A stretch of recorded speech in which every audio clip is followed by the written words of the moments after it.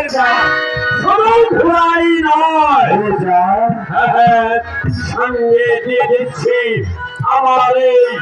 চল্লিশটা জামা দিয়ে আমরা কি করবে রেখা ওহে কোনো সরকার রেখা হয়তো